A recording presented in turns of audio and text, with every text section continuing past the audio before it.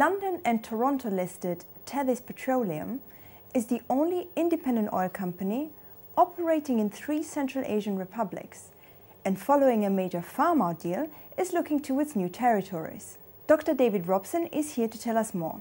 David, why Central Asia, and what has been your approach to this region? Central Asia, really, what drove us there was the potential, the geological potential for oil and gas in very large geological basins, but very underexplored in some areas. So the potential certainly is there. There's still a lot to be found in Central Asia.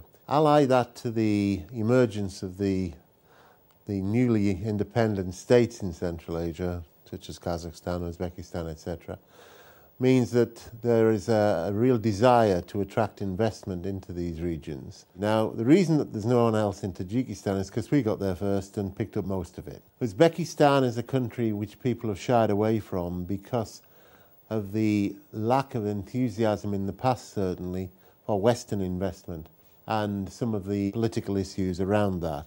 Kazakhstan, of course, when we started there wasn't all of the companies that are there today. And once again, it was a matter of getting in there early, in a time when the legislation wasn't as good as it is today, being prepared to take that risk, working with it, and making sure in Kazakhstan that everything was done according to the rules. You mentioned the potential for further developments. At what stage are these at? Exploring for oil and gas is a risky business.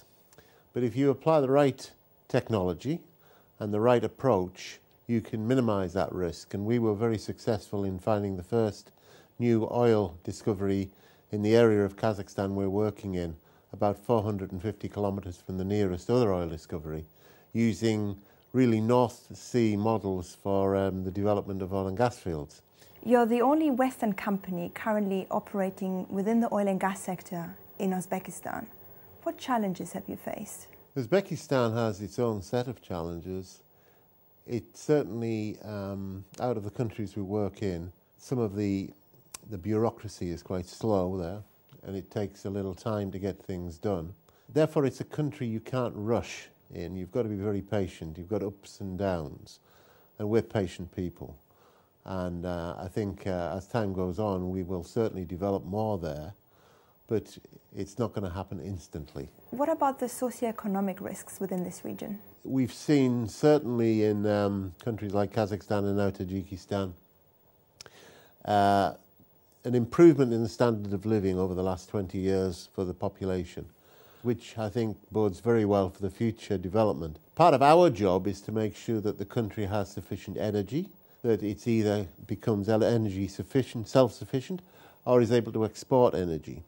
And that's one of our jobs, because that will improve the lot of the people in these different countries.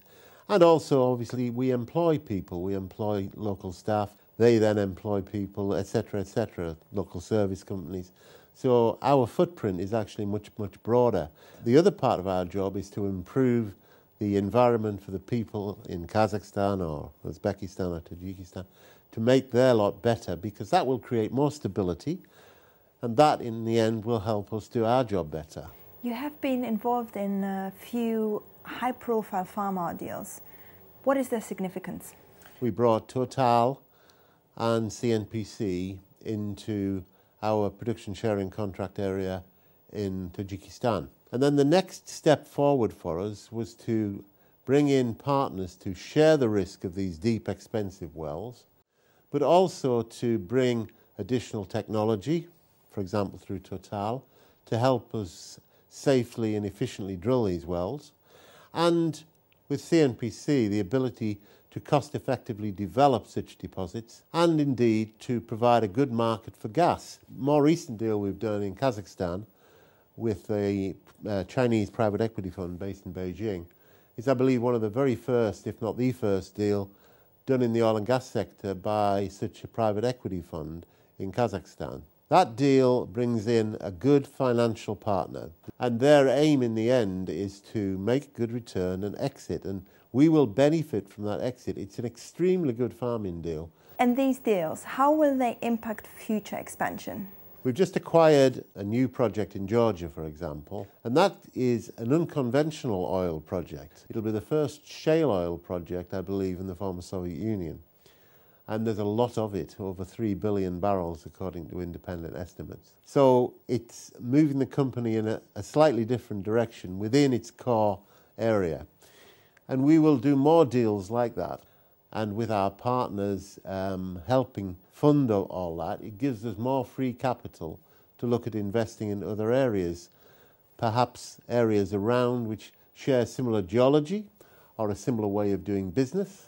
Tethys, I firmly believe, will be a big player in the Central Asian oil and gas sector, which is going to be one of the world's biggest oil and gas sectors. David, thank you. And thank you very much. It's been a real pleasure to be here today. Thank you.